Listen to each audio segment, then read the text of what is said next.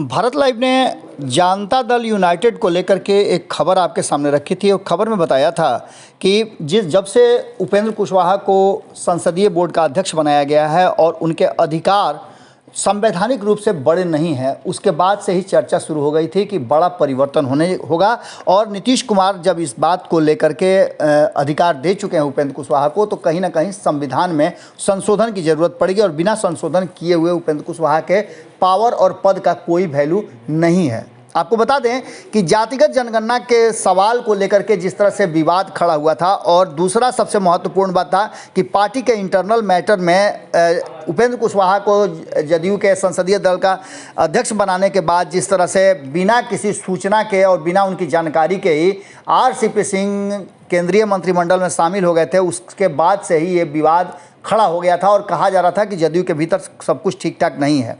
अब इन सारी बातों पर मुहर लगाने के लिए राष्ट्रीय परिषद की बैठक बुलाई गई है। आपको बता दें कि राष्ट्रीय परिषद की बैठक जब रविवार को होगी तो उसमें बहुत सारे मुद्दों पर फैसला किया जाएगा, जिसमें राष्ट्रीय परिषद में मुख्यमंत्री नीतीश कुमार का संबोधन भी होना है, जिसको लेकर के हमने आपको खबरों के माध्यम से बताया है कि नीतीश कुमार कोई बड़ा फैसला ले सकते हैं। सभी बड़े फैसलों में से कुछ फैसलों का हमने बताया था कि जैसे हमारे पास सूचनाएं आएंगी वैसे हम आपको बताते जाएंगे। तो आपको बता दें कि एक फैसला तो निश्चित रूप से ये लेना है उस राष्ट्रीय परिषद की कल होने वाली बैठक में कि संविधान में संशोधन करके ये मुहर लगाने की बात की जा रही है कि जदयू के राष्ट्रीय अध्यक्ष को यह अधिकार होगा कि पार्टी के राष्ट्रीय संसदीय बोर्ड के अध्यक्ष के रूप में किसी को जिम्मेवारी और पूरी तरह से स्वतंत्र प्रभार दे सकते हैं। आपको बता दें कि जदयू संसदीय बोर्ड के राष्ट्रीय अध्यक्ष उपेंद्र कुशवाहा भी इस बैठक में शामिल होंगे। इसके साथ ही RCP सिंह शामिल होंगे।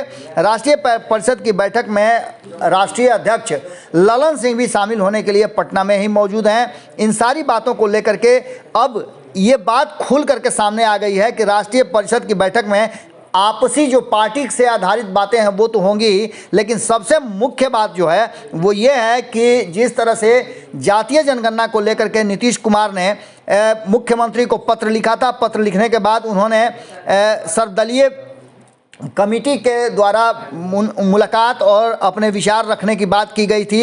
ये सारी प्रक्रिया पूरी हो गई है। उसके बाद अभी तक प्रधानमंत्री का कोई भी जवाब नहीं आया है। इन सब के बावजूद भारतीय जनता पार्टी के तरफ से जो लगातार बयान आ रहे हैं उसको लेकर के पूरी तरह से अब चर्चा छिड़ गई है। इन सारी बातों को लेकर के जब राष्ट्रीय परिषद की के विषय में उसकी बैठक के एजेंडे पर जब पूछा गया ललन सिंह से, जो कि राष्ट्रीय अध्यक्ष हैं, तो उन्होंने पूरी तरह से कंफ्यूज कर दिया। और हम आपको लगातार बताते आ रहे हैं कि ये कंफ्यूजन सिर्फ यूं ही नहीं है, इस कंफ्यूजन के पीछे बहुत बड़ा कारण है। कारण यह है कि नीतीश कुमार क्या फैसला लेंगे, अभी तक इस बात पर कोई भी खुलासा नहीं हो पाया है। आपको बता दें कि पार्टी के प्रदेश कार्यालय स्थित कर्पूरी सभागार में कल ये बैठक होनी है और आज शाम को पार्टी के राष्ट्रीय पदाधिकारी आपस में बैठक करेंगे।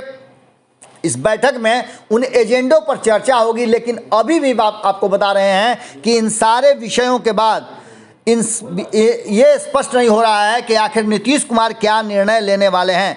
जदयू की स्पष्ट सोच है कि जनसंख्या नियंत्रण के कानून या फिर किसी तरह के दंड के पक्ष में वह नहीं है। महिला अगर पढ़ी है तो प्रजनन दर स्वतः कम होगी।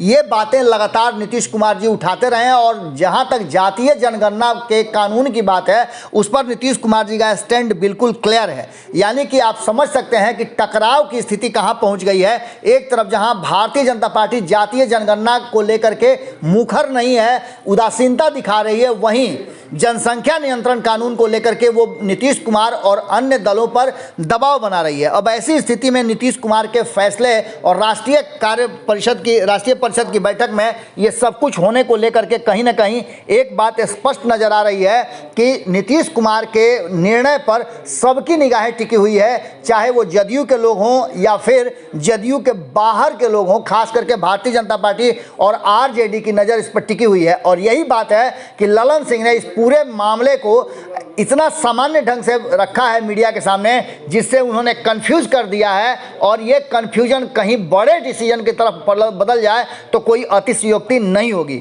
जुड़े रहिएगा भारत लाइव के साथ, क्योंकि हमारी नज़र सुबह से लेकर रात तक पूरी तरह से इस पूरे खबर पर बनी हुई है। जैसे ही कुछ अपडेट हमारे पास आता है हम तुरंत आपसे जुड़ते हैं। बहुत बहुत धन्यवाद। अगर ये वीडियो पसंद आई और वह बिहार के राजनीति और बिहारियत से सरोकार रखेनी तो सब्सक्राइब बटन दबा के चैनल के सब्सक्राइब कर ली। ओजे एगो घंटी बा, ओकरा बटन दबा देला से कुल सटीक और मारक खबर रुआ मुफ्त में मिल जाई।